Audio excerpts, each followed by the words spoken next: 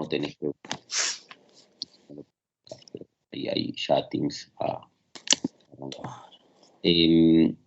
Entonces, a ver. Lo que yo quiero ver es lo siguiente. Vamos a... Bueno, no puedo... Ahí se destrabó. Bueno, vamos a ver lo siguiente. La clase pasada vimos que Irigoyen llega al poder. Irigoyen con un gobierno totalmente en contra, ¿sí? Con los conservadores con mayoría en el Congreso. Esta mayoría en el Congreso frena las políticas que quiere aplicar Irigoyen. Cada vez que Irigoyen manda una ley al Congreso es rechazada y lo obliga a gobernar por decreto. Los primeros años son en la Primera Guerra Mundial. Argentina se mantiene neutral, aprovecha esa situación de la guerra, pero tiene que empezar con una pequeña sustitución de importaciones porque se empieza a encontrar con problemas para importar productos esenciales para la economía nacional. A medida que avanzamos en el tiempo, vemos que Irigoyen intenta cambiar la ley de aforos, como lo vimos la clase pasada, que era la ley de aforos, lo que le limitaba mucho los recursos del Estado. Gana las elecciones de medio término, avanza un poco más y al final de su mandato Irigoyen logra hacer una empresa emblemática de la Argentina hasta el día de hoy, que es Yacimientos Petrolíferos Fiscales, YPF. La empresa de petróleo nacional determinó que todo lo que está por debajo del suelo es argentino, o sea, toda la parte que esté por debajo de la línea es argentino y es estatal, no puede ser privado, con lo cual solo se puede dar en concesión para explotar durante una cierta cantidad de años, pero el suelo argentino no puede ser vendido. Este trabajo aparejado también que hay una necesidad muy grande después de la Primera Guerra Mundial de que los países tengan movilidad propia, o sea, que no estén de alguna forma limitados, ¿sí? Por alguna empresa internacional. ¿Qué le pasaba a la Argentina? Básicamente necesitaba combustibles importados y también el combustible moviliza las tropas, moviliza el ejército y moviliza la economía. Entonces, en uno de estos años, Argentina se retrasó en el pago de un embarque y la Texaco, empresa americana importante, no le manda los barcos con combustible y Argentina se encuentra en un estado de indefensión muy grande, a lo cual Irigoyen, digamos, claramente habla con el general Mosconi, un general muy importante del ejército argentino, con mucho conocimiento, que le indica estas deficiencias, no va a ser otro que el primer presidente del IPF, ¿no? IPF. Y le dice que no puede ser que Argentina se quede sin movilidad y esté dependiente de que le manden combustible al exterior, que Argentina necesitaba explotar su suelo, y IPF es una forma muy clara de lograr esto. Yacimientos Petrolíferos Fiscales avanza, digamos, se desarrolla en el gobierno de Alvear, con el general Mosconi a la cabeza, y se empieza a meter a Argentina en un negocio que va a regir a la humanidad durante los últimos 80, 90 años, ¿sí? Podríamos decir que recién ahora el petróleo está un poco mirado como energías alternativas, etcétera, etcétera, etcétera. Esta época básicamente era lo que movilizaba y motorizaba el mundo. Esto es una cosa que los conservadores tratan de evitar, o sea, tratan de evitar las leyes que manda Irigoyen para formar YPF, digamos, pero como Irigoyen gana las elecciones, las de medio término, y gana también el radicalismo, nuevamente la presidencia con Alvear, ya el Congreso no está más a favor de los conservadores, sino que afianza el triunfo a base del crecimiento de la población y acuérdense que Argentina había dejado la convertibilidad de su moneda en el año 1914, ¿sí? Había 1912, 1913, o sea, la convertibilidad de la moneda argentina no estaba, justamente por la Primera Guerra Mundial, habíamos tenido un tipo de cambio fijo entre 1903 y 1913, o sea, esos 10 años de crecimiento, habíamos tenido el tipo de cambio fijo, pero después, ya con la Primera Guerra Mundial, el tipo de cambio fijo se había dejado, y Argentina y el gobierno de Alvear y el gobierno de Irigoyen ven cómo se va apreciando la moneda en el gobierno de Alvear, ve caer la recaudación impositiva porque no pueden modificar la ley de aforos, recién la pueden modificar en el 23 y en el 24. Eso hace que la recaudación no sea la que, acuérdense que todo lo que se recaudaba, el 80-90% venía del puerto. O sea, si se recaudaba menos del puerto, la recaudación impositiva de la Argentina era menor, muy importante. Y al extremo que en el 21 o en el 22, Argentina recaudaba el 60% de lo que podía recaudar de impuestos del puerto. O sea, el 40% de impuestos que no recaudaba. Justamente porque la ley de aforo se había quedado vieja y los precios de referencia ya no eran los precios que servían al mercado. Cuando Alvear logra en el 23, en el 22, finales del 22 y en el 23 cambiar la ley de aforos, se recompone los ingresos tributarios, vuelve a tener esos ingresos para poder justamente gastar, y acá nos quedamos, tema que siempre la realidad argentina nos marca y nos lleva a la actualidad, ¿no? O sea, a ver, ¿qué es el gasto público? ¿Qué es el ingreso primario? ¿Qué es el déficit fiscal? ¿Y por qué es tan relevante tener un equilibrio monetario y un equilibrio fiscal? La verdad que si yo no les explico a ustedes y no pueden entender qué es un equilibrio monetario y un equilibrio fiscal, explicarles los modelos económicos de Argentina sin estos conceptos básicos claros es un problema. ¿Por qué? Porque, por ejemplo, en el 26, 27, 1926, 27, 28, digamos, con Alvear como presidente, ¿qué sucede? Argentina crece, el mundo crece, es la década de oro, o sea, crece todo el mundo, crece Estados Unidos, hay crecimiento productivo, hay crecimiento en la riqueza, hay nuevas tecnologías, se modifica la calidad de vida de la población en general, mundial, aparecen todos los electrodomésticos, cambian la vida de las personas, se generaliza tener heladeras, se generaliza tener productos electrónicos en tu casa, tan modernos como algunos que son imprescindibles para la vida actual.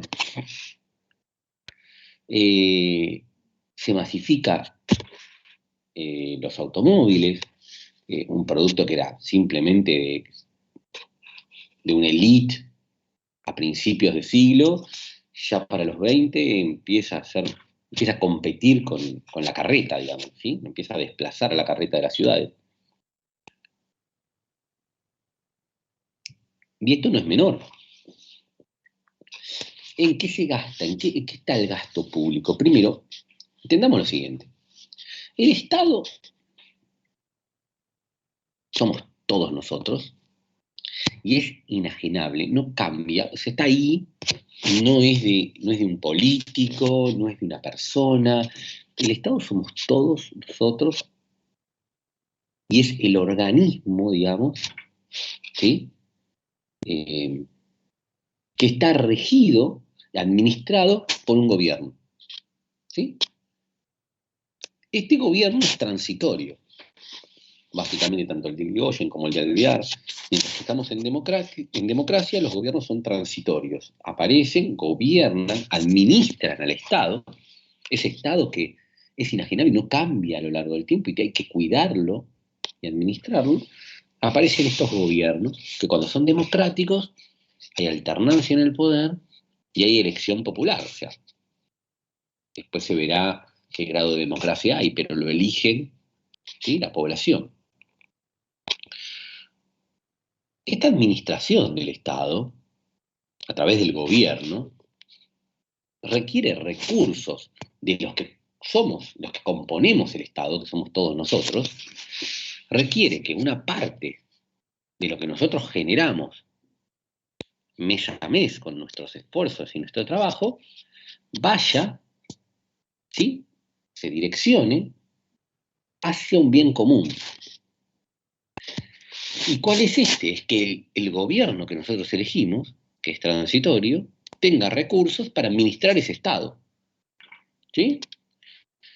¿Y ese Estado qué tiene que hacer? Un Estado que tiene que dar algunas funciones que son inajenables a él. O sea, ¿el Estado qué debe hacer? El Estado tiene que tener una seguridad interior y exterior. Eso no lo puede brindar un privado. Digamos, ¿qué sucede si alguien nos invade? Y bueno, el Estado en sí mismo tiene que proteger de una invasión exterior. ¿Y qué sucede si hay en alguna ciudad algún conflicto que puede dañar a la población? Tiene que aparecer el Estado y cuidar la seguridad interior. Para hacer eso, el Estado necesita un gobierno que lo administre y genere las condiciones necesarias para tener un ejército o una policía que pueda asegurar justamente, valga la redundancia, la seguridad interior y exterior. Para eso se necesitan recursos. Y para eso hay que recaudar impuestos, distintos tipos de impuestos. ¿Sí? Estos distintos tipos de impuestos pueden ser en distintos estratos del gobierno. ¿Qué quiero decir con esto? Estrato municipal, de gobernación o nacionales. ¿Sí? Según cómo se brinden los servicios. ¿Sí? Los distintos estratos sociales. De administrativos. Este gobierno recauda con esos impuestos, ¿sí?, que en este caso, cuando vamos al gobierno de Alvear, la mayor cantidad de recaudación del gobierno nacional viene a través de la aduana. No hay una estructura impositiva de estos impuestos que tenemos hoy, como ganancias, ingresos brutos. Perdón. Ganancias, ingresos brutos, etc. No, simplemente la recaudación en la aduana es suficiente como para administrar a este Estado, a este gobierno, ¿sí? Este gobierno que administra el Estado. Por lo tanto, esta situación que se da es muy clara,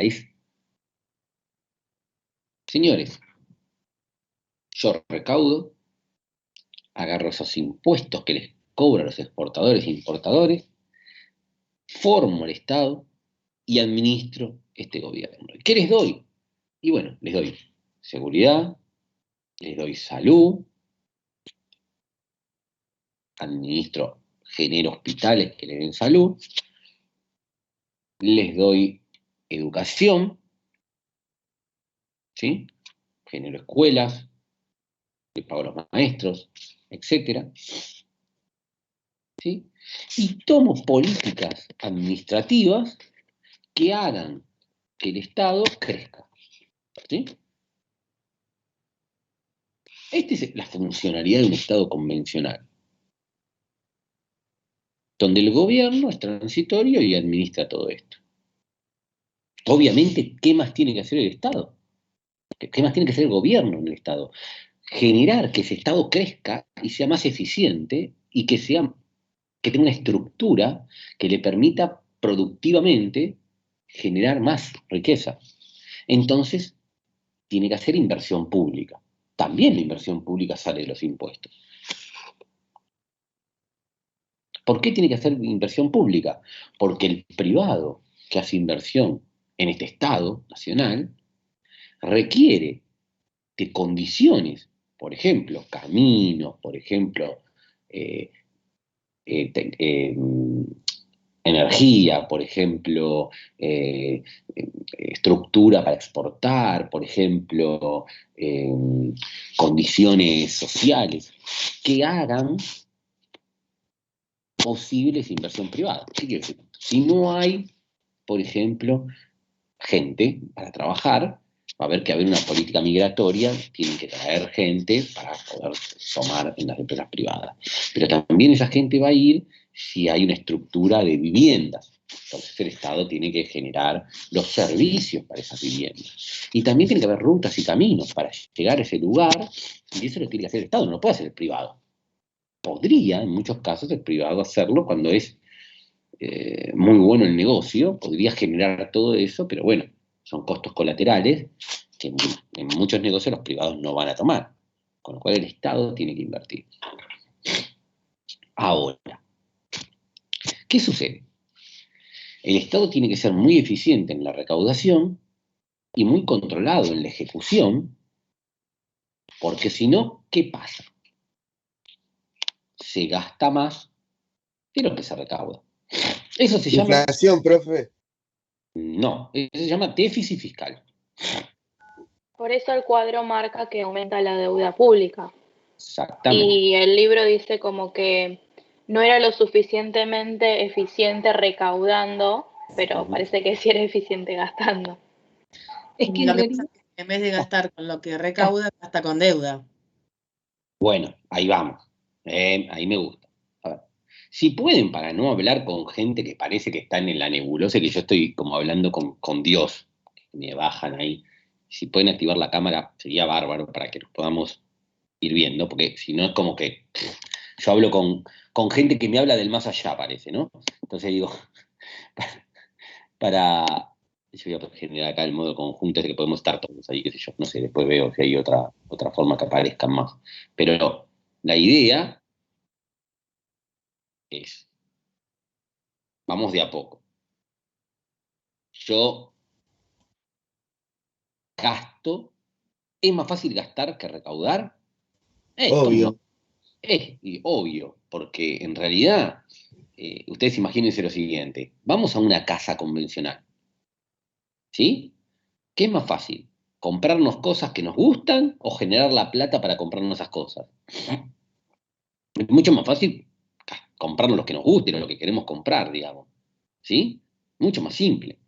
Entonces, el recaudar dinero para el Estado es un trabajo. Es como para nosotros generar los recursos. Son un trabajo. ¿Sí? Ahora, si nosotros recaudamos menos de lo que gastamos, ¿sí? Hay algo que no cierra ahí. Vamos, ¿cómo harían ustedes para comprarse una zapatilla de 20.000 pesos si no tienen 20.000 pesos? ¿Qué hacen? Profe, no se puede vivir en esa condición así. Lo compramos en cuotas, por ejemplo. Ahí está. Síganme el razonamiento que vamos a llegar a todo esto que ustedes quieren. No vayan al resultado final. Estamos haciendo, esto se llama un análisis económico de una sociedad o de una economía. Y para eso tenemos que ir como desarrollando puntito por puntito, puntito por puntito para llegar a una conclusión. Todo tiene que ver con todo. No se puede vivir, y digo, sí, yo, digamos, lo que quiero hacer es un análisis sistemático económico con ustedes y no una charla de bar. La charla de bar la podemos tener absolutamente, pero quiero que ustedes se lleven un análisis sistemático económico de esto y puedan tener, si lo podemos hacer en conjunto, está bárbaro, porque después lo van a poder aplicar a cualquier economía, a la Argentina o a la de Estados Unidos o a la de Afganistán, ¿sí? Y entender por qué Kabul colapsó, digamos, ¿sí? Aparte, digamos, no me importa, digamos, pero sí, síganme porque quiero ir paso a paso, digamos. Entonces, ahí me decían, si yo quiero comprar algo y no tengo los recursos, ¿qué utilizan ustedes? Me dicen. Cuotas pago con tarjeta de crédito, por ejemplo. Pedir Perfecto. préstamos. Pido préstamo. Perfecto. Vamos a la de la tarjeta de crédito. Primero, voy al comprarme la zapatilla. Primero tengo que tener la tarjeta de crédito. Ahí estamos de acuerdo. ¿Y qué más tengo que tener en la tarjeta de crédito? Para poder Límite. Límite. Me gusta. Límite. ¿Quién te da el límite de la tarjeta de crédito? El banco. privado, generalmente, o nacional, depende, o un pseudo nacional. Exactamente. ¿Qué te quiere decir el banco? Entonces te dio un crédito. Es lo mismo que dijo Rodrigo ahí. ¿Qué dijo Claro, Rodrigo? Crédito. sí. Digamos, es un crédito. De hecho, profe, cuando te dan un paquete te dicen tu asistencia crediticia es tal y abarca todos los productos porque es un crédito todo. Entonces, pensemos en un país. Pensemos en el país ahora, ¿no? Entonces, ya estamos en el país. Viene directamente al Alvear y quiere gastar plata. ¿Sí? Si quiere gastar dinero, ¿qué tiene que pasar? Tiene que ver lo que recaudó. Entonces se encuentra que recaudó menos de lo que él necesita para gastar. ¿Qué dice Alvear? Dice, agarra y dice, a ver, tengo límite en la tarjeta de crédito. ¿Cuál es su tarjeta de crédito? El límite que le dan el crédito internacional o el crédito local para endeudarse. ¿Qué sucede en los 20? El mundo está en crecimiento. ¿Qué le pasa al Alvear? Todo el mundo le da crédito. Argentina crece, es estable, ¿sí? Tiene crédito. ¿Qué hace entonces Alvear? Financia su déficit fiscal, que es esto, es gastar más de lo que se recauda, déficit fiscal primario, ¿eh? Después hay déficit fiscal secundario, sí, etcétera, pero vamos a ir a lo básico. Yo tengo recaudación por impuestos tributarios y gastos corrientes. Esa recaudación por impuestos es menor a lo que yo gasto. Tengo un déficit fiscal, necesito más plata. ¿Qué hace? Se endeuda. ¿Qué otra forma hay para gastar más? Ahora ya no podemos entrar en una familia, sino hay que verlo en un estado, digamos. Si yo no tengo crédito, ¿cómo hago para gastar más? Emito deuda. Emito moneda. Billetes. Emito moneda. Hay monedas. El Estado tiene una característica distinta a las familias, que es emite su propia moneda. Entonces puede decir, ¿sabes qué? No recaudé tanta plata. ¿Sabes qué hago? Hago una política monetaria expansiva, emito más moneda y gasto dinero. Esto es como si ustedes tuvieran en su casa una impresora y pudieran imprimir pesos. Entonces llega fin de mes y dicen, me quiero comprar las zapatillas, no tengo límite en la tarjeta de crédito, ¿sí? No me queda más plata de lo que yo gané de mi sueldo, pero me quiero comprar las zapatillas. O peor, ya me compré las zapatillas, tengo que pagar las cuotas de la tarjeta de crédito, no tengo más plata, y digo, ¿sabes qué? No hay problema, voy a emitir. Me voy a la computadora, me meto en la impresora y emito los pesos que necesito. Y se los doy al banco. Eso es el Estado. O emite moneda o se endeuda. Si gasta más de lo que recauda. ¿Qué haría cualquier persona en esta situación que sea responsable? Al otro mes trataría de generar mayor cantidad de trabajo, ¿sí? Para recaudar más y cubrir esos gastos que quizás ya los tiene comprometidos. ¿Por qué? Porque cuando vos te endeudaste con la tarjeta de crédito o tomaste un crédito bancario, seguramente tenés que pagar un montón de cuotas todos los meses a ese gasto que ya hiciste, y no es que podés bajar el gasto tan fácilmente. Pero ya te lo compraste, ¿no? Sí, bueno, pero podés recortar de otros lados. ¿Trabajar más o gastar menos? Ahí estamos, pero es una decisión. Y la decisión podría ser, si vos recortás de otros lados, ¿cómo va a ser tu calidad de vida? ¿Mejor o peor? Peor. Peor. Porque algo no vas a hacer. O no vas a salir el fin de semana y no te vas a poner las zapatillas nuevas que tenés. O no vas a poder ir no sé, a comer afuera, con lo cual tampoco te vas a poder poner las nuevas zapatillas que tenés. Y cuando termine el mes, ¿cuál va a ser tu percepción de la vida? Y que este mes fue peor que lo anterior. Entonces, si vos no querés tomar esa decisión de contraer tu gasto porque vos querés vivir bien, ¿qué haces? Trabajás más, recaudás más, y mantenés tu nivel de gasto. ¿Se entiende? Ahora, si no lo haces, porque este mes te fue bárbaro, ¿qué pasa al otro mes? Al otro mes te pasa lo mismo. Pero seguramente tengas alguna inquietud más, algún gasto más para hacer. Y digas, te tiente esto de ir a pedir un préstamo o emitir moneda. Si no tiene costo, pareciera que no tiene costo.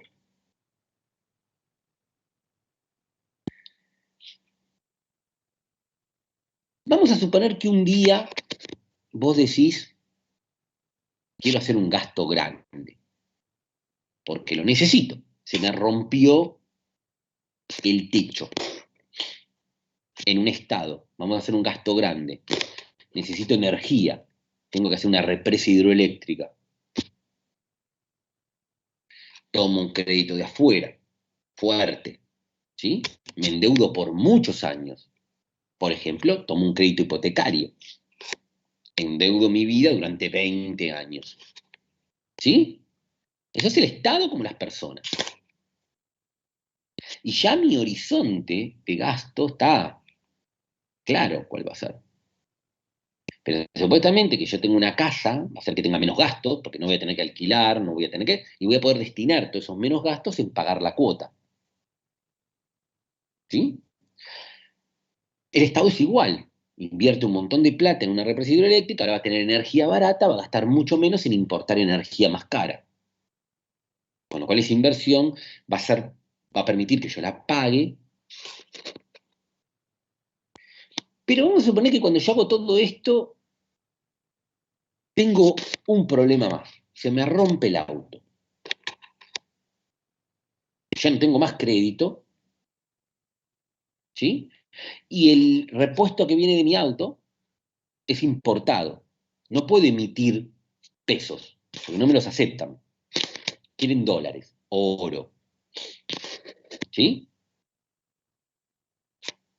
El Estado, ¿qué hace? Y nosotros, ¿qué hacemos como persona? Y van a ver el mismo resultado. ¿Qué hacen ustedes? Ya no tienen la máquina, no pueden imprimir, porque no se los aceptan.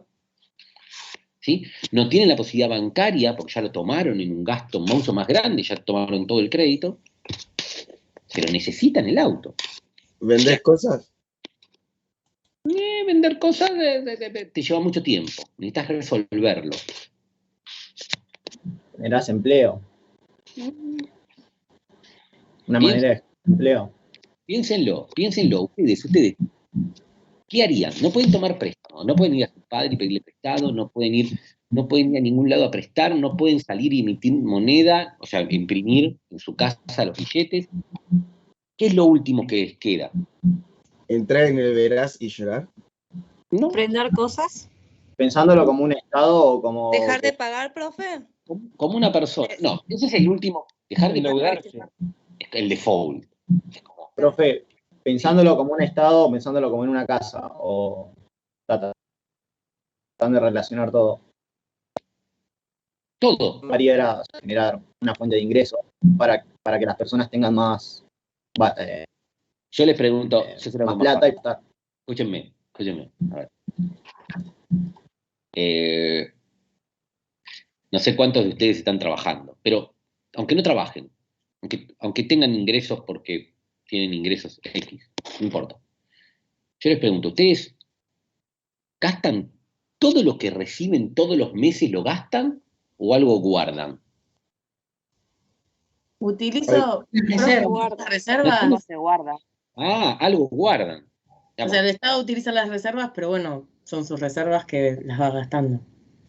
Bueno, entonces, ustedes como personas tienen algo guardadito ahí que no quieren tocar, que lo tienen para un viaje, lo tienen para algo que se quieran comprar a futuro, lo tienen por si pasa algo. Urgencia. Exactamente. Lo mismo tiene el Estado. El Estado tiene sus reservas. Igual que ustedes, por un imprevisto. Lo necesitan. Entonces, si sucede esto, ¿qué hace el Estado? Utiliza reservas. Puede hacerlo. Ahora, si yo utilizo reservas para para hacer cosas, lo que sucede es que la percepción del resto que me está mirando es, ustedes hablan con un amigo y les dicen, no, ¿sabes qué? Se me rompió el auto, usé todo lo que tenía, estoy hecho pelota, me gasté todo, aparte estoy endeudado, el banco no me presta plata, me gasté lo último que tenía, ahora me anda el auto, me anda esto, me anda el otro, y se les ocurre decirle a su amigo, che, me encanta tu celular, boludo, te lo voy a comprar. Y van y emiten pesos que se llaman Federico, Bruno, Emanuel, Ana Paula o cualquiera de sus nombres, le ponen y se lo van a dar a su amigo. ¿Qué le parece que les va a decir su amigo? No, a mí un peso, te voy a agarrar eso, estás hecho mierda, boludo, no vas a poder hacer nada. Boludo. Es lo que le pasa al Estado. Vos ves un Estado que se gastó las reservas, que está endeudado, que gasta más de lo que recauda y que emite pesos. Y viene y te quiere dar los pesos. ¿Qué decís vos? No quiero esos pesos mugrosos que no tienen respaldo. Si no tenés nada, si estás fundido. Pero el Estado tiene una cosa que no tienen las familias, puede obligar a la gente a aceptar a los pesos. Se puede decir, yo te pago los salarios en pesos y lo tenés que agarrar. ¿Sí? Yo le pago a los proveedores en pesos y lo tienen que agarrar. Pero ¿qué pasa si vos no querés los pesos? ¿Qué haces? Cuando recibís tu sueldo, ¿qué haces con los pesos? Y tratás de comprar dólares o la moneda que... Tratás de comprar otro bien que te reserve valor. Porque ese bien no es para vos una reserva de valor. Entonces vos te obligan a agarrar los pesos, pero vos rápidamente o comprás un insumo que esté dolarizado o comprás dólares. ¿Qué provoca eso? Esto provoca que la gente se desprenda de los pesos, no los guarde, y que el tipo de cambio se devalúe. Que cada vez todas las personas que están en la economía, que digan, los pesos no los quiero. Entonces, mi bien que está dolarizado vale más en pesos que antes, devalúa la moneda. El único que puede controlar ese tipo de cambio es el Estado. ¿Y el Estado qué hace? El Estado no tiene reservas para sostener ese tipo de cambio, que no, aparte no tiene un tipo de cambio fijo, por ejemplo, con Alvear. Pero a Alvear no le pasa esto. Ustedes fíjense lo siguiente, Alvear, año 23, 24, 25, 26, 27, la economía crece. Cuando la economía crece, vos recaudás más. Pero él gasta más. O sea, todo el tiempo recauda más, todo el tiempo gasta más. Pero siempre tiene crédito, porque el mundo le presta. Él no tiene problemas de que le presten. Entonces, toma deuda. ¿Qué pasa con los precios de los productos que nosotros fabricamos? ¿Qué son? Materias primas, agroalimentarias. ¿Qué pasa con los precios de los agroalimentos en toda la década del 20? Crecen. Hay algo que se llama términos de intercambio. ¿Sí? Los precios de los productos importados sobre los precios de los productos exportados. Cuando los precios de los productos que exportamos aumentan y los precios de los productos que importamos bajan, es una ecuación, quiero algo para escribir acá, a ver. Es un cociente y cuando el numerador crece, aumenta y disminuye el denominador, aumenta. Exactamente. Tengo términos de intercambio, tengo los precios de los productos exportables divididos los precios de los productos importables. Si el numerador aumenta, claramente los términos de intercambio mejoran. Si los términos de intercambio mejoran, ¿qué pasa también? Pasa que recaudo más, porque yo exporto más. Si los términos de intercambio mejoran, yo estoy en las mejores condiciones. Yo me endeudo, ¿qué le digo al banco? Mirá, esto es una maravilla, yo exporto más. ¿Sí? Tengo superávit de la cuenta comercial. Le muestro al tipo que me presta de que yo estoy recaudando un montón de plata, yo estoy bien. Entonces el tipo me presta, ¿yo qué hago? Entonces gasto más. Pero como no tengo tipo de cambio fijo, lo que pasa cuando yo tengo esas condiciones tan buenas y mis precios de los productos nacionales aumentan, los productos que exporto aumentan, también lo que me sucede es que se aprecia mi tipo de cambio. En vez de que se devalúe, el peso vale más. Y que, Profe, sí, eso es lo que está hablando es cuando dice de que las cuentas externas siguieron evolucionando en forma favorable. ¿Es lo exactamente, mismo? exactamente. Vos me decís, las cuentas están desarrollándose de forma favorable. ¿Qué quiere decir de forma favorable? Es que si mis precios de lo que exporto aumentan y yo tengo baja en los precios de lo que importo, todo es bueno. Mis términos de intercambio mejoran de los dos lados. Voy a tener superávit de la cuenta comercial. O sea, exporto más de lo que importo. Eso es favorable. Si no queda favorable, ¿qué es favorable? Favorable es que yo exporte más de lo que importo y que los precios de los productos que exporto sean mejores que los que importo. Me pone en una posición muy buena. Con lo cual yo estoy gastando más. Esto de que gasto Una más, pregunta, perdón, cuando usted dijo que se aprecia la moneda es porque cuando exporto bastante más o más que lo que importo, tengo como una oferta de moneda extranjera mayor a la anterior, entonces la demanda baja y baja el precio de esa moneda extranjera.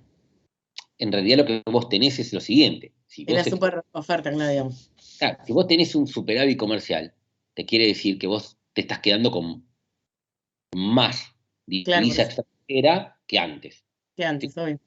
Entonces, si vos te quedas con más divisa extranjera y no estás emitiendo más pesos, ¿qué pasa con tus pesos? Hay la misma cantidad de pesos para más moneda extranjera. Sí, Por lo tanto, pesos claro, valen más. claro. ¿Se entiende? Y aparte, ¿qué dijimos recién? Que Alvear, ¿qué hace? Alvear toma deuda, no emite moneda. Entonces, tu moneda se aprecia.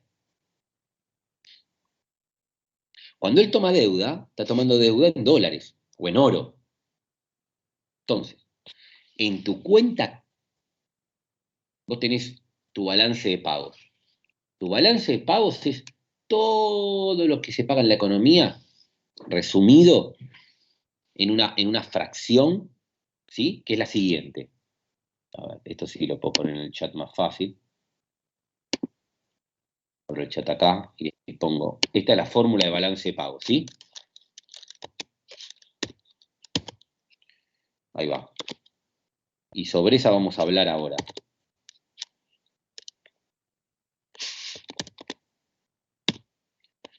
Vayan abriendo el chat así ven lo que les estoy poniendo ahí. ¿Dónde está el asterisco acá? Sí. Ahí va.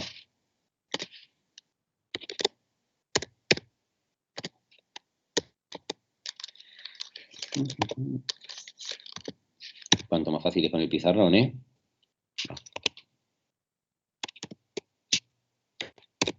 Ahí va.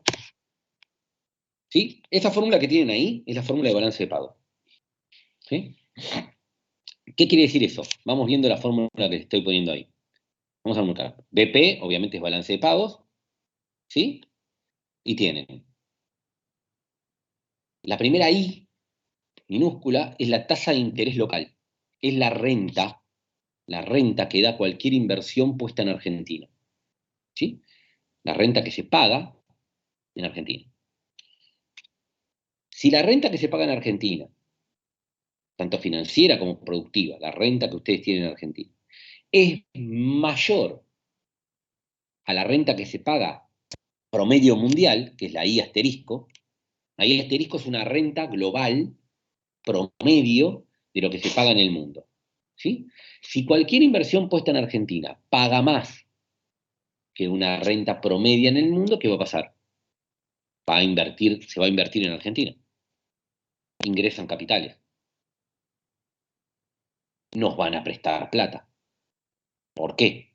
Porque se paga más por esa plata que se toma Argentina que lo que paga en promedio el mundo. ¿Sí?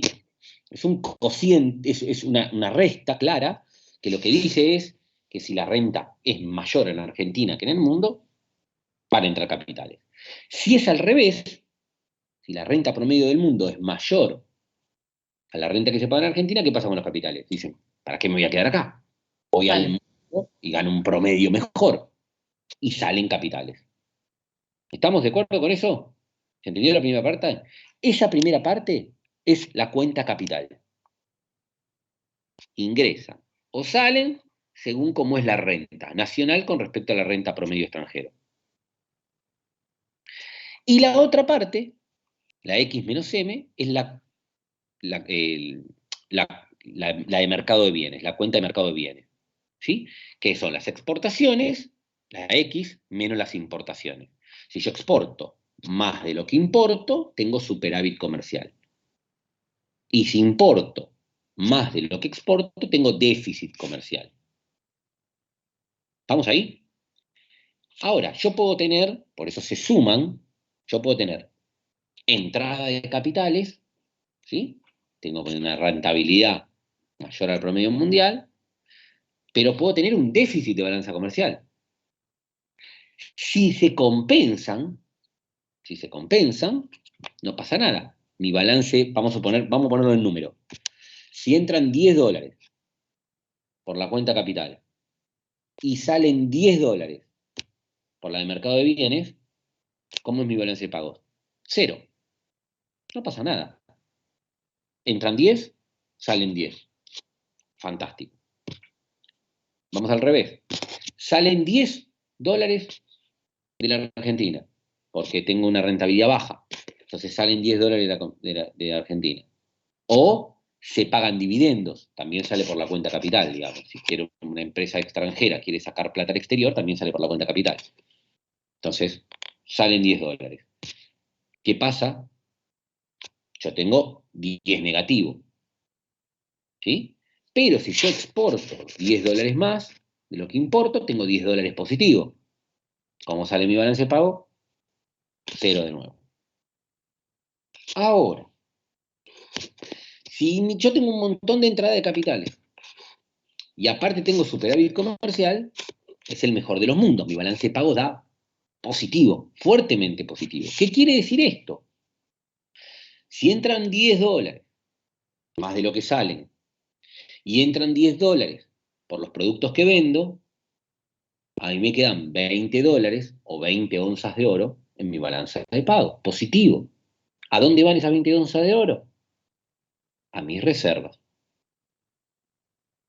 Me las guardo, ¿se entiende?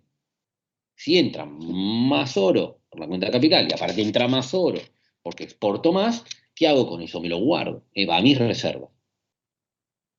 Ahora, vamos al revés. Si salen $10 y si vendo menos de $10, ¿sí? Si da negativo en 10 mi cuenta capital y da negativo en 10 mi mercado de bienes, tengo negativo en 20 mi balance de pago. Pero mi balance de pago negativo no existe. Entonces tengo que cubrirlo. O sea, salieron 10 y vendí 10 menos. O sea, perdí $20. ¿A dónde los perdí? ¿Cómo los perdí? ¿A dónde salieron? Claramente, ya no existe endeudarse porque es la cuenta capital, no existe exportar más. No, uso las reservas. O uso las reservas, o, muy bien, uso las reservas. Pierdo reservas, o, ¿qué? Si no quiero usar las reservas, ¿qué puedo hacer? Aumento más impuestos, genero más impuestos. Genero. Puedo tener un superávit fiscal, que me compense el déficit de balance de pago. ¿Se entiende? Si yo recaudo más de lo que gasto, puedo utilizar ese superávit fiscal para cubrir mi déficit de balance de pagos. ¿Sí? Y si no tengo ese superávit fiscal, Genero plata, billete, y así se devalúa. se llama monetizar el déficit. Meto esos $20 de déficit de balance de pago, los meto como déficit fiscal, emito moneda y lo cubro. ¿Se entiende? Emito, compro dólares y los pago. ¿Pero qué está pasando entonces? No estoy perdiendo reservas, pero estoy emitiendo más moneda. Tengo los mismos dólares, digamos, los mismos divisas, pero monetizo el déficit, o sea, emito más moneda. Si tengo un tipo de cambio libre, voy a devaluar mi moneda. Eso se llama monetizar el déficit. Ahora, fíjense el análisis entonces. Ya podemos analizar un país. Podemos analizar Argentina. Digo, ¿qué le pasa al Alvear? Alvear dice, fantástico, suben los precios de los commodities, tengo exportaciones muy caras, tengo superávit. O por lo menos tengo términos de intercambio cada vez más favorables. Con lo cual, si tengo déficit, cada vez va a ser menor, hasta llegar a superávit. Y aparte de eso, puedo tomar deuda en el extranjero. ¿Por qué? Porque la renta que yo voy a pagar es buena, tengo buena renta en la Argentina, y el promedio de renta mundial es por debajo de la renta argentina, con lo cual él puede tomar deuda. ¿Sí? Entonces él toma deuda, no tiene problema con el balance de pagos, lo compensa con la deuda, puede hacerlo positivo por la toma de deuda. Si hace el balance de pagos positivo, él se guarda reservas. ¿Y qué puede hacer con esas reservas? Pagar su déficit fiscal.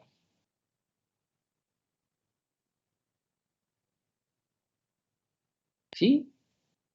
Entonces, ¿es malo tener déficit fiscal o es bueno tener déficit fiscal? Depende de tu balanza de pagos también. Exacto. No solo podés ver tu déficit fiscal, sino que tenés que ver tu balance de pagos. Pero hay algo más. Hay que ver clave. ¿Para qué es tu déficit? ¿Es lo mismo tener déficit porque estás haciendo 2 represas hidroeléctricas y un parque eólico que te va a permitir en los próximos 10 años tener la energía más barata de la región que pagar un IFE? No, obvio.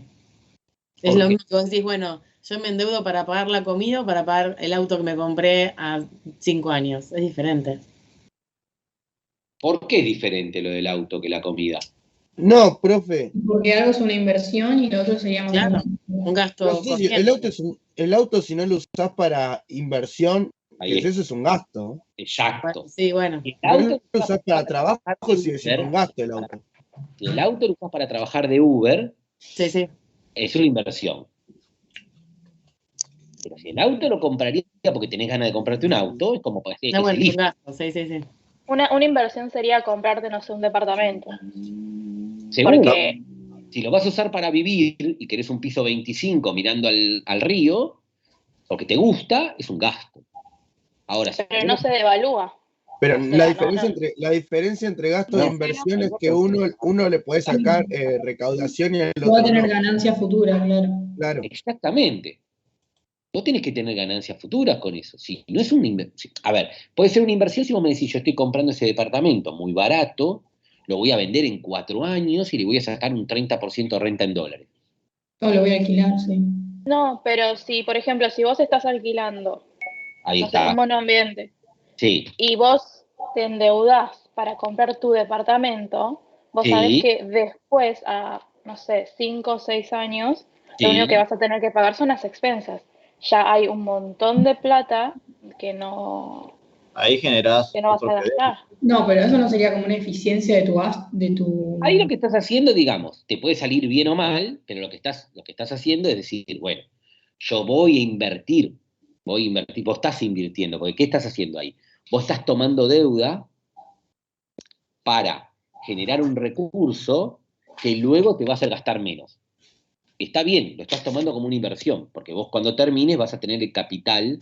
Claro, vos analizaste qué préstamo tomar de acuerdo a la tasa, y sí, a mí me pasó No, con una aparte, hipotecaria. cuando Sí. termines de pagar el crédito, vos te vas a quedar con un Sí. departamento que antes no tenías. Y además, por el momento que vos empezás a pagar, quizás que eso te representa tu alquiler y después de 10 años es nada, Eh, es un 10% de tu sueldo. Por la ¿Ves? inflación de este país más. Exactamente, exactamente. Pero es distinto cuando vos te compras con tu dinero una casa. Claro. Pero, por ejemplo, si yo me compro un auto, hoy, ¿Sí? ponele que digo, bueno, lo vendo en 4 años, ese ¿Sí? auto no va a valer lo mismo que vale hoy. O sea, Vale estoy mucho menos. perdiendo plata si yo no Bueno, lo vale usé mucho menos en un país como normal. Uber. Un país como Argentina no vale mucho menos, pero digamos, a ver, en un país normal, vos te compras un auto, es un gasto, porque se deprecia con el En un tiempo. país poco divertido. Claro, en un país que no sea muy divertido, ¿sí? Sería así. Pero digo, eh, entonces, vamos al análisis. No siempre el déficit fiscal es malo, pero siempre es malo si el déficit fiscal cubre gastos corrientes.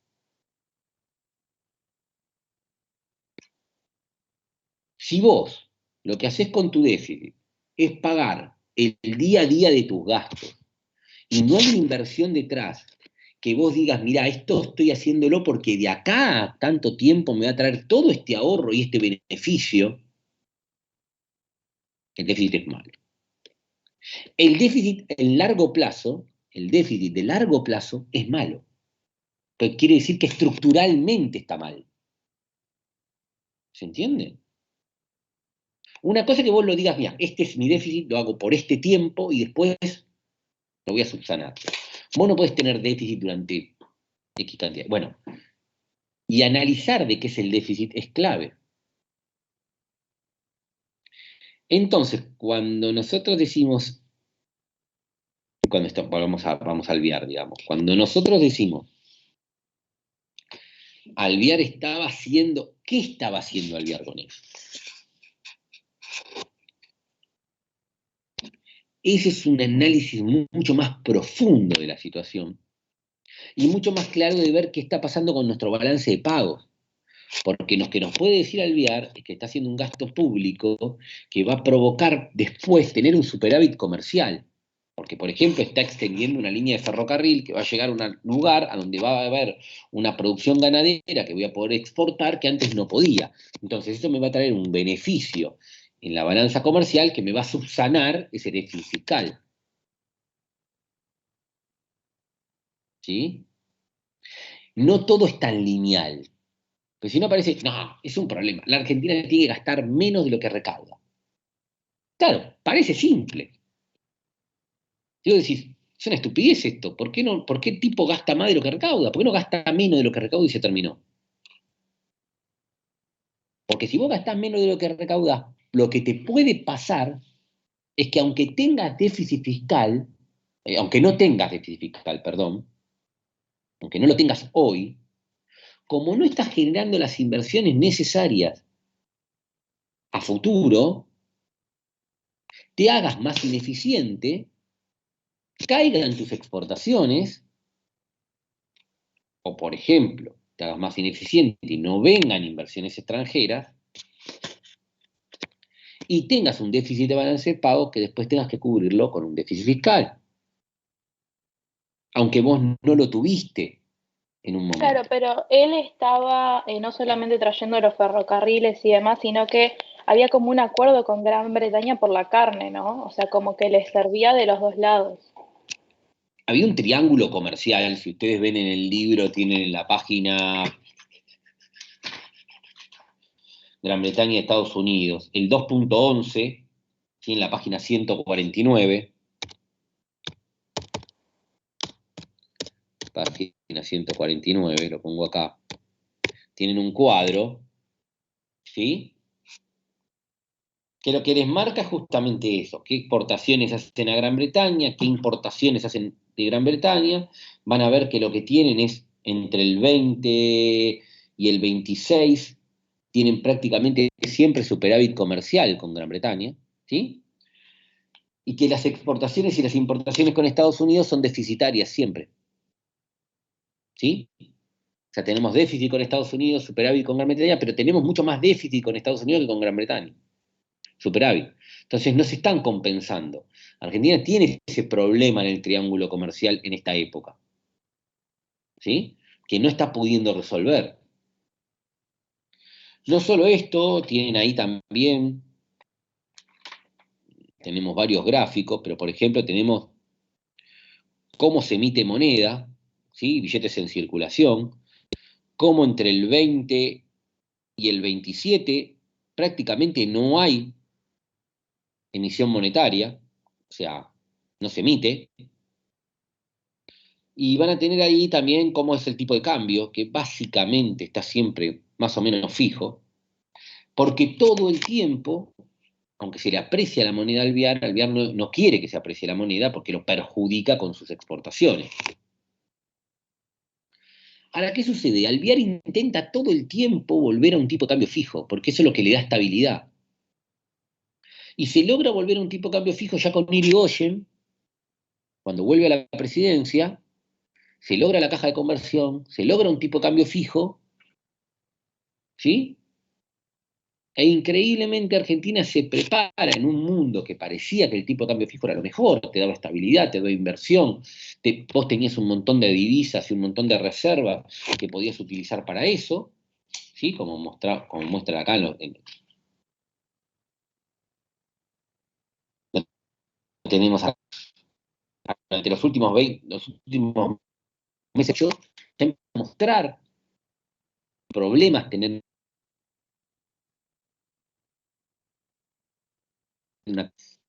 algunos indicios de que algo va a suceder, pero nadie supone que nos vamos a enfrentar a la peor crisis del capitalismo de la historia,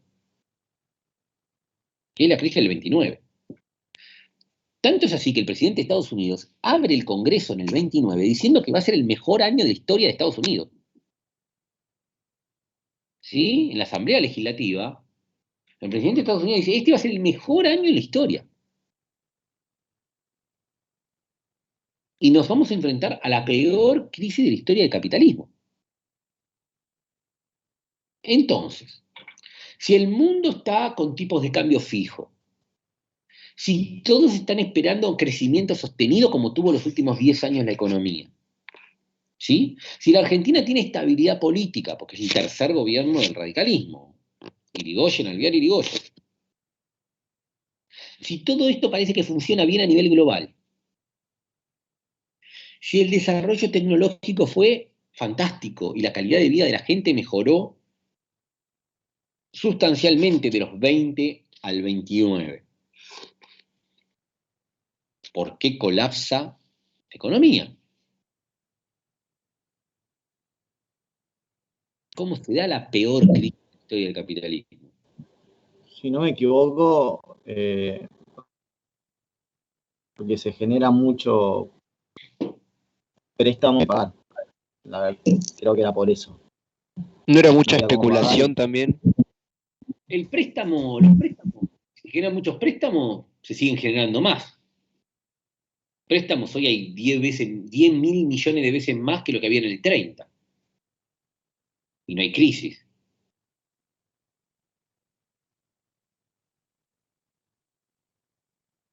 O sea, especulación. Mirá el mercado de las criptomonedas si querés especulación. Y no hay crisis. ¿No era que habían caído los precios? No. Los precios cayeron muchísimo, pero el tema es por qué. La superproducción no había No había dicho. Perdón. Superproducción, fantástico.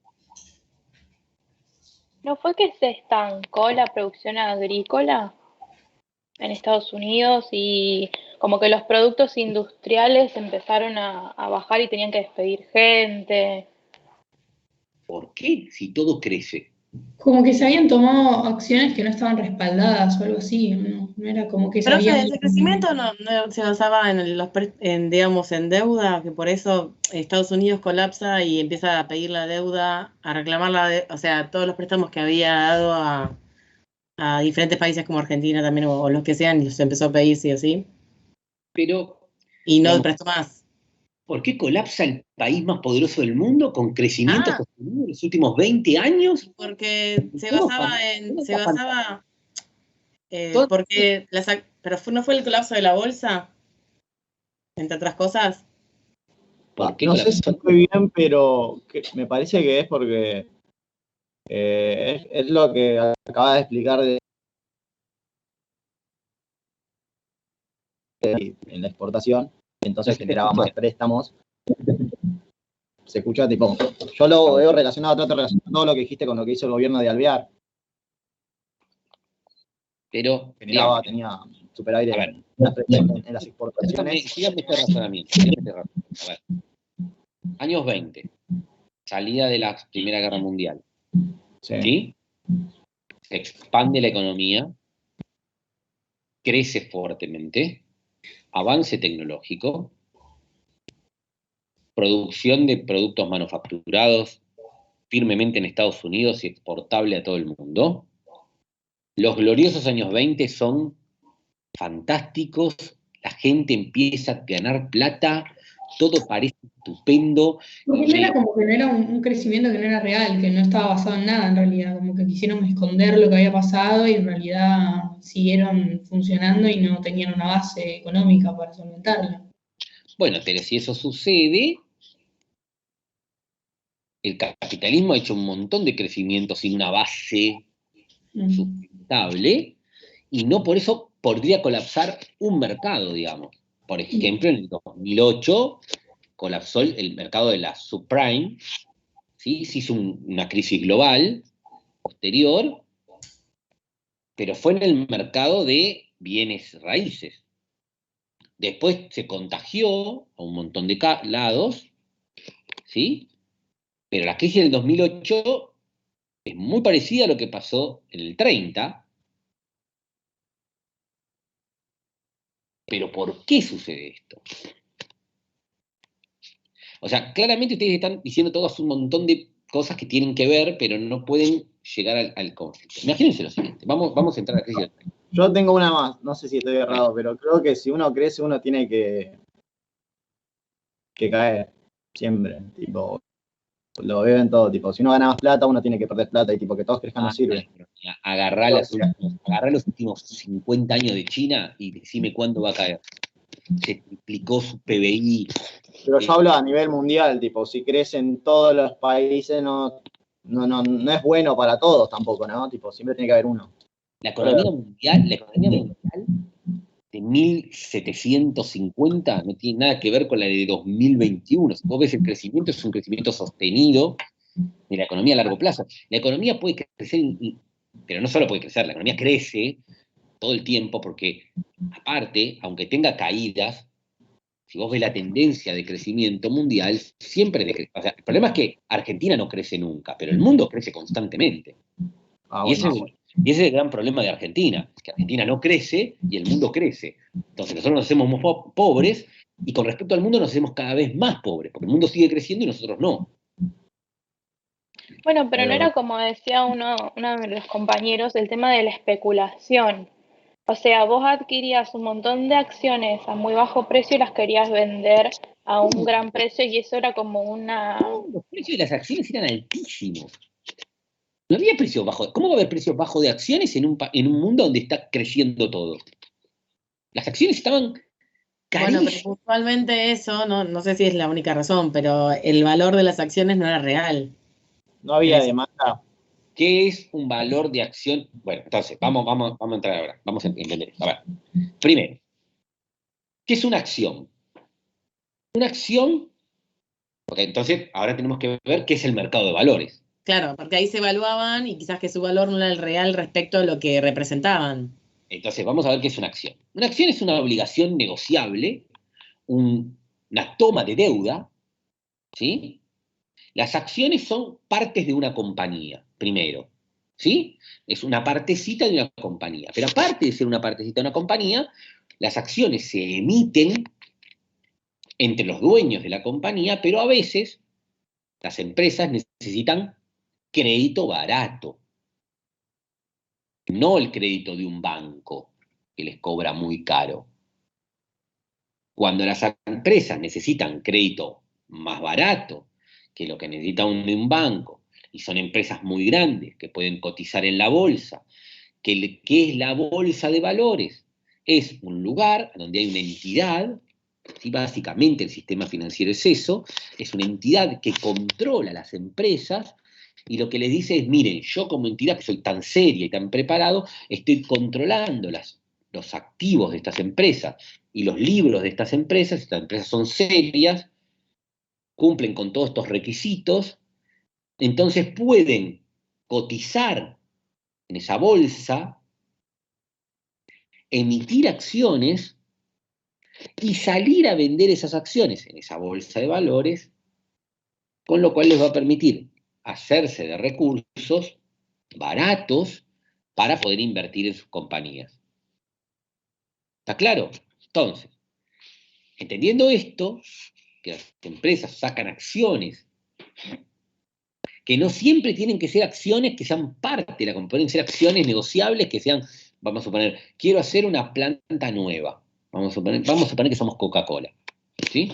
Y digo, quiero hacer una planta nueva en Argentina. Entonces no me quiero endeudar en la bolsa de Nueva York. Quiero endeudarme, sí, vamos a hacerlo mejor. Me quiero endeudar en la bolsa de Nueva York. Entonces le digo a mis accionistas, miren, yo voy a hacer una planta nueva en Argentina, ¿sí?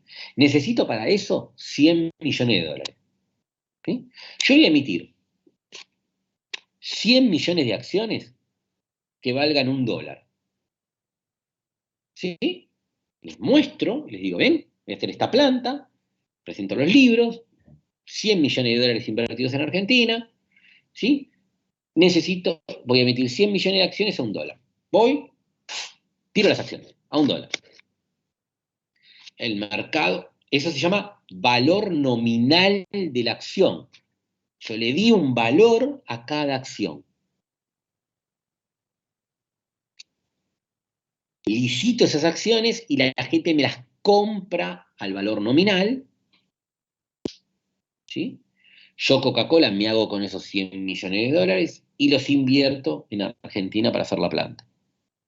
Pero ¿qué pasa? Mis acciones son obligaciones negociables, son acciones que siguen fluctuando. Entonces, ¿qué pasa? Se ve que Argentina es un gran negocio y que Coca-Cola va a ganar un montón de plata con esa planta.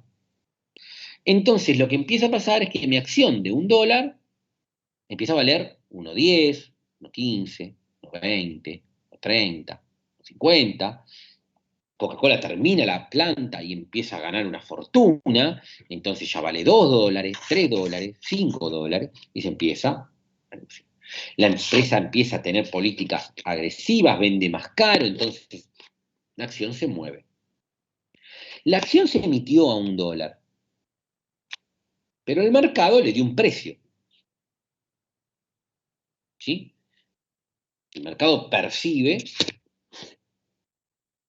Coca-Cola ya agarró la plata, ya la invirtió. Ya está. Y esa acción se empieza a mover. Yo puedo comprar acciones de otras empresas, ¿sí? Entonces, vengo de un mundo en crecimiento. ¿Qué hacen las acciones durante todos los años 20?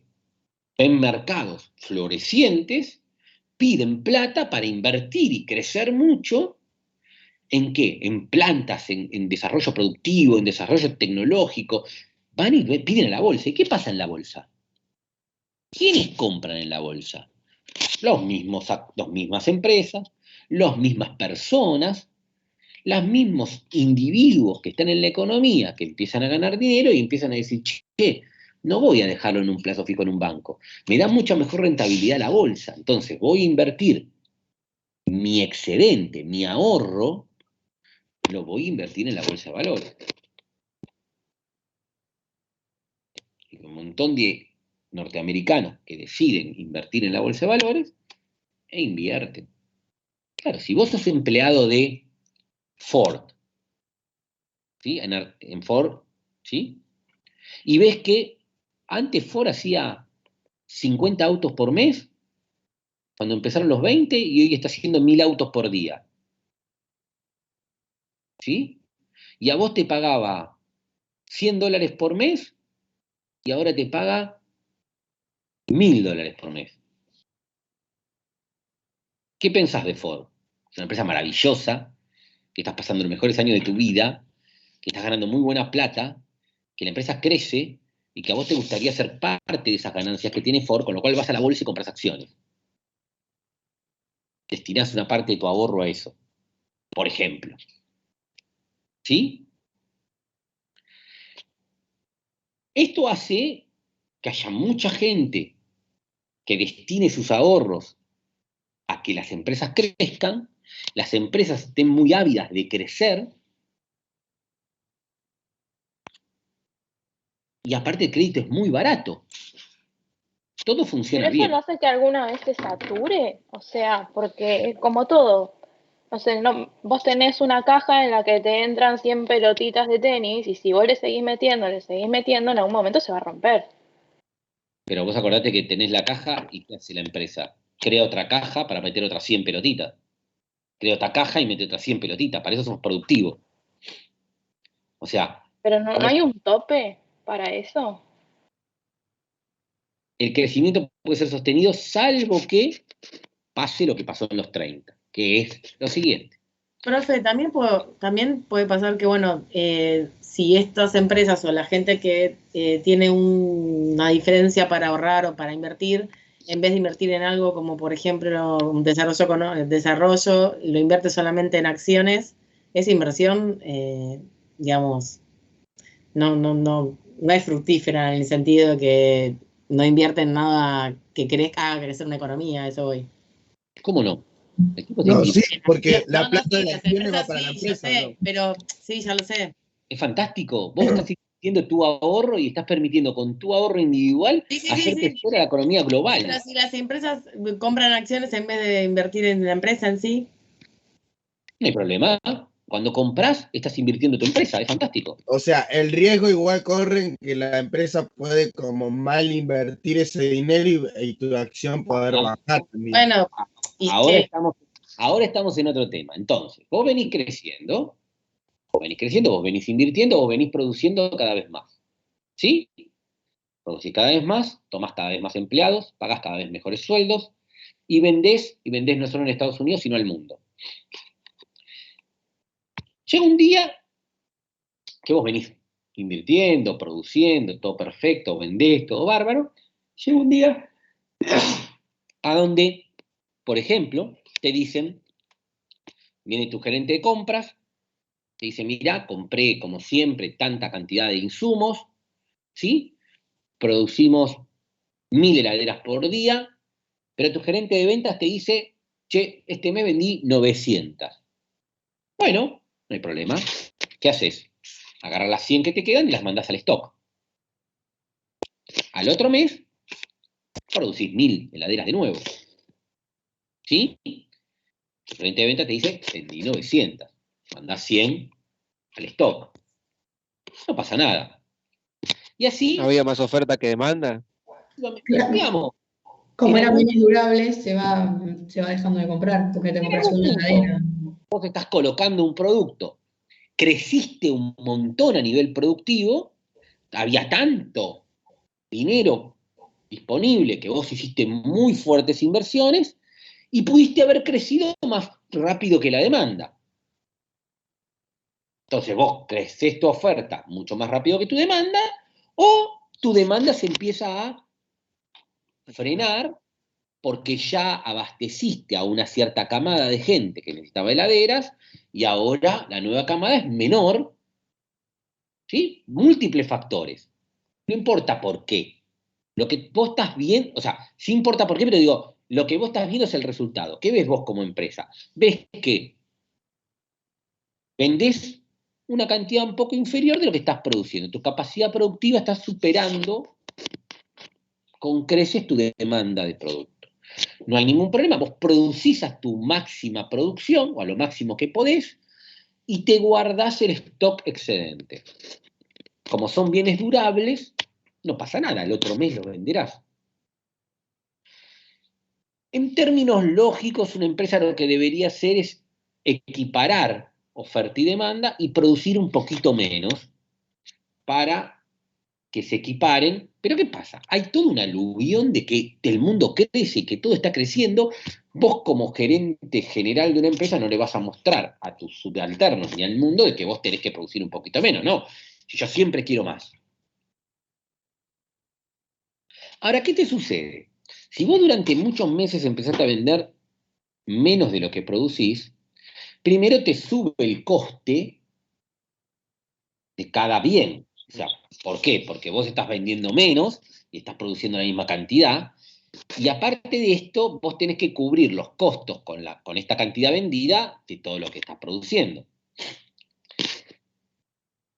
En un momento vos decís, bueno, yo tengo un costo productivo que o bajo la cantidad de que produzco o tomo prestado del mercado plata para cubrir esos costos extras. Como todos suponen que esto es transitorio, y como todo está creciendo y todo está bien, ¿qué hacen las empresas? Van al mercado a cubrir su gasto corriente y no su gasto de inversión. Le van al mercado y toman deuda para cubrir el gasto que ahora ya no es para producir más, sino es para mantener la producción actual. Pero el inversor, esto se llama asimetría de la información. Vos como inversor no tenés toda la información. Claro, pero ¿cómo vas a querer seguir produciendo lo mismo si no podés venderlo? O sea, ¿por qué vos, empresa, querés producir 100 heladeras cuando vendes 80? Primero, porque no querés echar gente. Segundo, porque no querés mostrar debilidad en el mercado. Tercero, porque te sale barato tomar deuda y seguir produciendo lo mismo y no parar tu línea productiva. Pero porque aparte podés creer que después las podés vender también. Claro, con el diario del lunes es más fácil, pero... Es transitorio. Claro. Claro, porque caídas y subidas tienen todas las empresas. Vos no vendés todo el tiempo la misma cantidad de... Exactamente. Entonces, vos pensás que es transitorio, todo crece, vos haces, y el mercado no percibe ese comportamiento generalizado, pero el mercado está eufórico por prestarle a las empresas, porque hay mucho dinero y le sigue prestando barato. Entonces hay un desfasaje entre el precio de la acción y lo que vale la compañía. La compañía pide prestado, el mercado le quiere prestar porque piensa que va a producir más, simplemente está produciendo lo mismo, y entonces el precio de la acción sube y el precio real de la compañía no sube. Se crea lo que se llama una burbuja, donde el precio de la acción está apalancado por el buen clima del mercado, pero no en términos reales de la compañía. Esto pasa siempre, hay millones de burbujas, ¿sí? El tema es que en los 30 se hace generalizado en todas las acciones por el auge que venía de los últimos 10 años espectaculares de la economía y porque las empresas no quieren mostrar ningún tipo de debilidad y se siguen endeudando barato en las... Pero no solo esto, lo que pasa es que de golpe estas empresas empiezan a ver que tienen un montón de stock. Un día viene el gerente logístico y le dice al tipo, mirá, no tengo un lugar más a donde guardar una heladera. O las prendemos fuego o haces algo. Entonces empieza a pasar algo que no había pasado hasta ese momento, que es que una empresa decide, varias empresas deciden y se empieza a ver en el mercado, suspender gente, producir menos y vender el stock.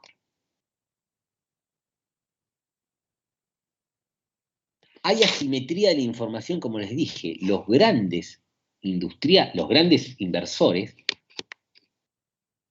lo perciben antes que el pequeño inversor, pero hay algo que se llama el seguimiento de las ballenas. Las ballenas son los grandes inversores. Entonces, cuando vos ves que un gran inversor toma una decisión, ¿qué hacen los pequeños inversores? Suponen que hay asimetría de información, que él sabe algo que yo no sé y lo sigo. ¿Se entiende?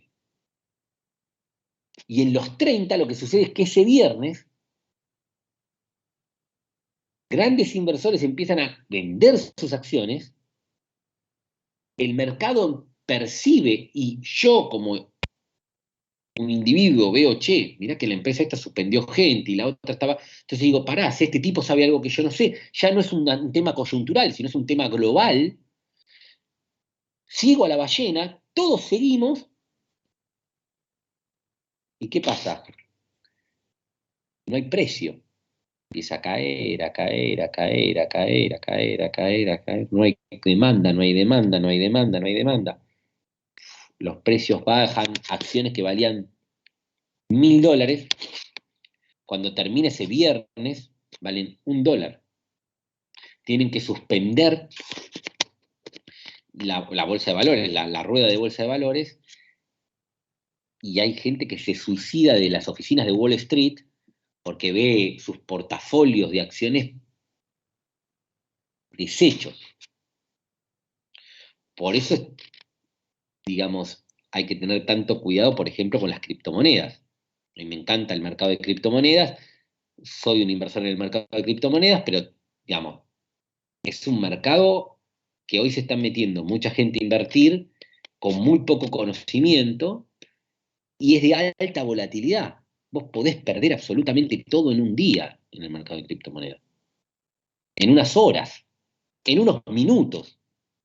Tiene la rapidez que no tiene ningún mercado financiero global. Entonces vos podés meterte en el mercado de criptomonedas con un dinero que a vos no te haga miedo perderlo, porque lo podés perder en minutos.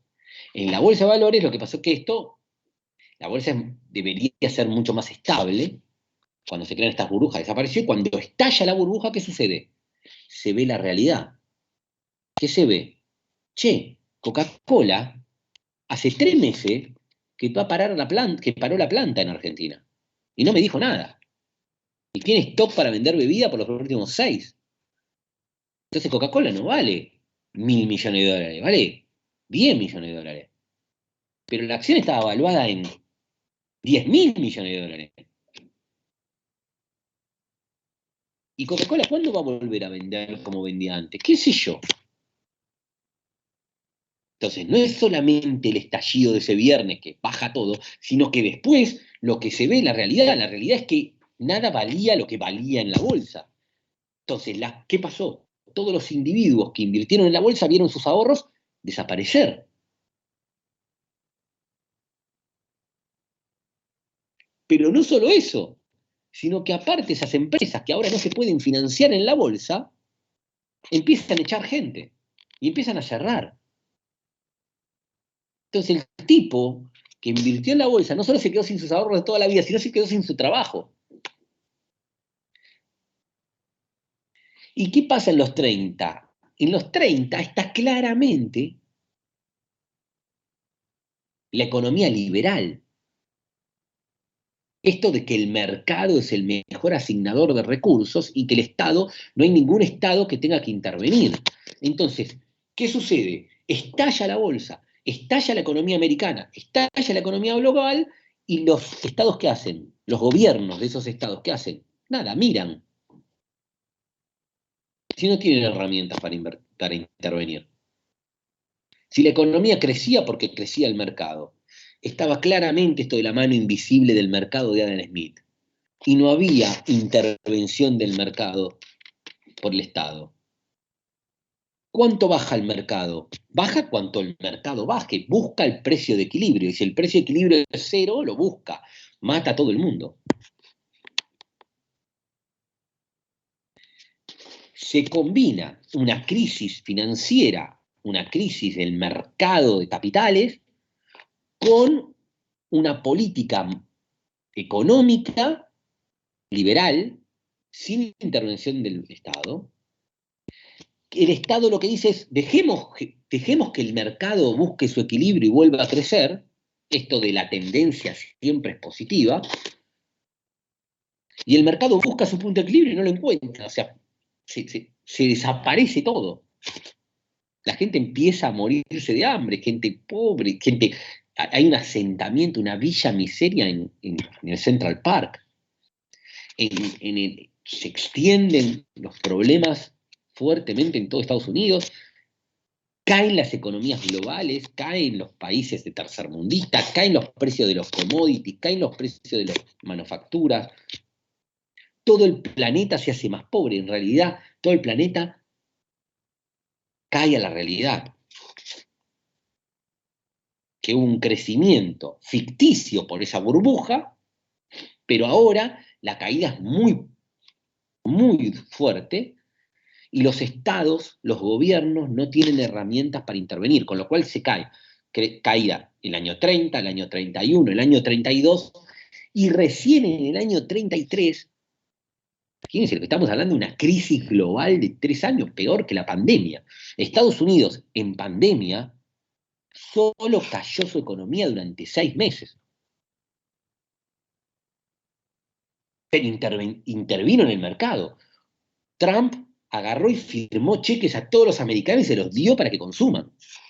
¿A dónde está el liberalismo americano? Todo lo contrario, el Estado americano invierte, interviene en una crisis y no dejó de ninguna forma que esa caída estrepitosa se prolongue en el tiempo. Aparte tiene un mercado laboral muy ágil, a donde podés echar gente y podés tomarla muy rápidamente. Entonces, rápidamente lo que pasó en esos 6 meses, la economía americana lo revirtió con intervención del Estado. No hubo mercado libre ahí. Todo lo contrario, el Estado dijo, esto es una crisis global, pandemia, yo intervengo. Pero hay una red de intervención del Estado en Estados Unidos que lo permitió, por más que sea la economía más abierta del mundo, que no lo es, claramente. ¿Sí? En los 30 no está esa estructura, la economía cae profundamente y la crisis se expande y deteriora todos los países de la crisis. Obviamente impacta en la Argentina, obviamente Argentina no puede sostener un tipo de cambio fijo, y obviamente ahí termina Bretton Woods y todas las monedas atadas al oro, porque nadie tiene un mango para atar una moneda al oro, no hay oro en ningún lado. ¿Sí?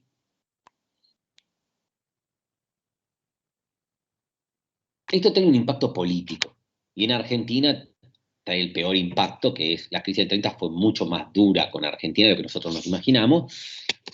Hubo una pérdida de calidad de vida muy relevante en Argentina, pero por sobre todas las cosas nos trajo lo peor que nos puede traer, que es un golpe de Estado. ¿Por qué lo peor que nos puede traer es un golpe de Estado? Porque fíjense qué imperfecto sistema es el democrático, pero qué perfecto es a la vez. Es imperfecto porque tiene un montón de deficiencias en las formas de cómo se eligen los candidatos, cómo son las elecciones, listas sábanas, problemas, candidatos que son un desastre, etc. Pero qué perfecto que es y cómo alinea la política una elección. En cambio, cuando vos tenés un golpe de Estado, en materia económica no hay nada que te restrinja. Podés hacer cualquier cosa y nadie puede frenarte. Y es lo peor que tenés en una política económica, que es que la sociedad no pueda expresar, che, este modelo no está bueno, no la estoy pasando bien. Mirá, tomá medidas correctivas porque esto no anda. Eso hace que de alguna forma la economía, que es una ciencia social, no se desprenda de su bien último, que es que todos vivamos mejor. Cuando vos tenés un golpe de Estado, esto se desprende. Y la economía queda como una herramienta de dictador de turno sin ningún control. En el año 30 pasó eso. Un golpe de Estado, se derroca a Irigoyen y el camino de la Argentina empieza a doblarse definitivamente. ¿Sí? Donde claramente de un país con una pujanza espectacular empieza a tener problemas en la conducción y que la sociedad no ve con el suficiente rigor lo que es un golpe de Estado. Un par de militares voltean a Irigoyen, no se necesita mucho. Irigoyen se había enfrentado a corporaciones como la Standard Oil. La Standard Oil era la petrolera más grande de Estados Unidos. La Standard Oil era como si fuera Google Oil. ¿Sí? Ustedes saben que con un trimestre de ganancias de Amazon, por ejemplo, se pueden comprar todas las empresas argentinas, 20.000 millones de dólares. Todas las empresas argentinas se compran con un trimestre de ganancias de Amazon. ¿Sí? La Standard Oil, en esta época, era la empresa más poderosa del mundo. Fue tan poderosa que fue la primera empresa que perdió un juicio antitrust, antimonopólico, en Estados Unidos. La ley antimonopólica se creó en Estados Unidos contra la Standard Oil. ¿Por qué? Porque la Standard Oil es la más poderosa que el gobierno americano.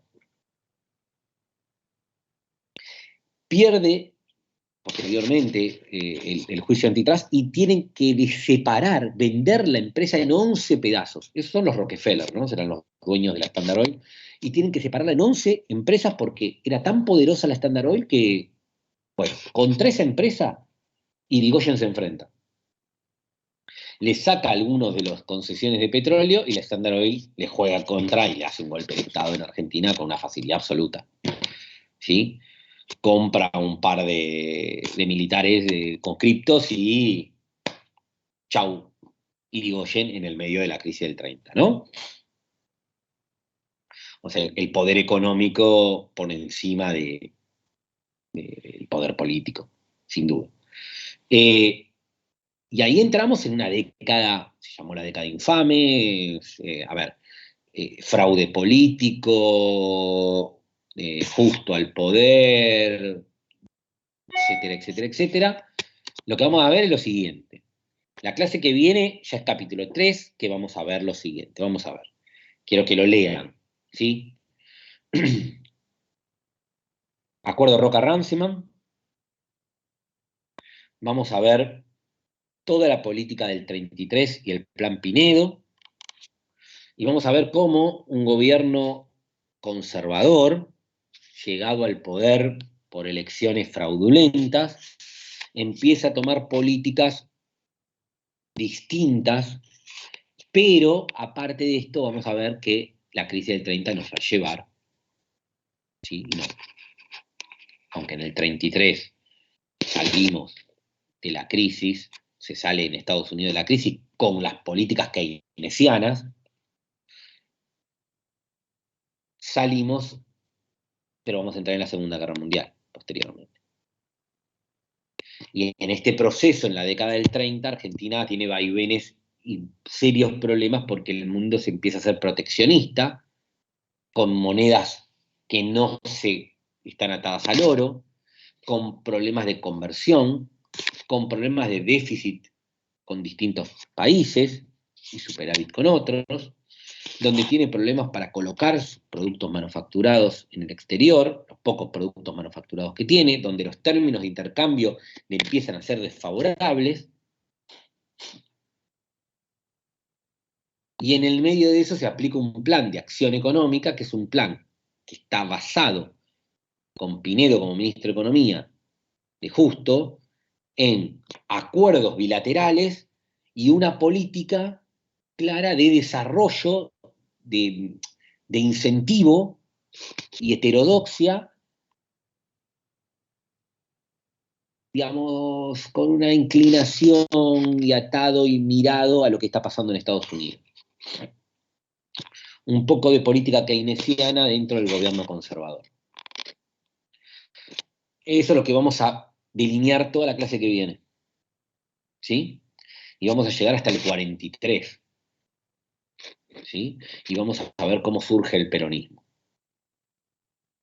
¿Sí? Entonces, Pacto Roca-Runciman como eje para que lean, ¿sí? Y el plan de acción económica es lo que vamos a desarrollar la clase que viene. Chicos, que hasta aquí llegamos. Les deseo un muy buen fin de semana y nos vemos la clase que viene. ¿Sí? Hasta luego. Chao, No, profe. Chao, profe, que Gracias, tenga buen día. igualmente. Nos vemos, profe. Nos vemos.